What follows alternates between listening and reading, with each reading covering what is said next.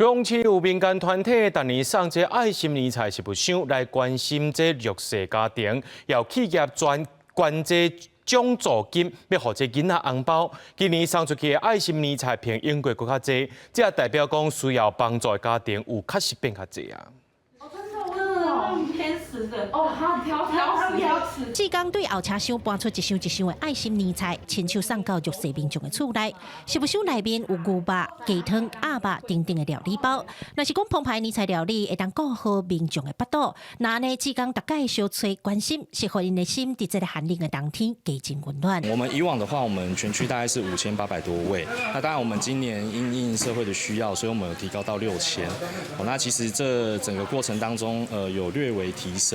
那也反馈到社会的需求。中华安德的祖先协会今年伫高雄送出1862份的年菜。协会讲，当年伫全台湾拢总送出5800份，今年是第一摆增加到6000份，会当看出经济无好歹趁食，和社会上需要人斗相共的家庭变多。每一档要过年进前，咱都有这个过年。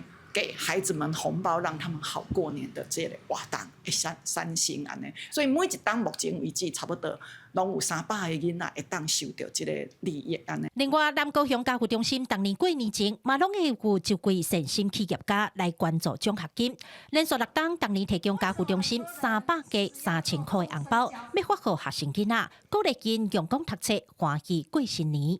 家福中心表示，其实需要帮助的对象当然唔那300人，志刚卖评估将红包送给上需要的人。记者柯家如、邱朝勇高雄报道。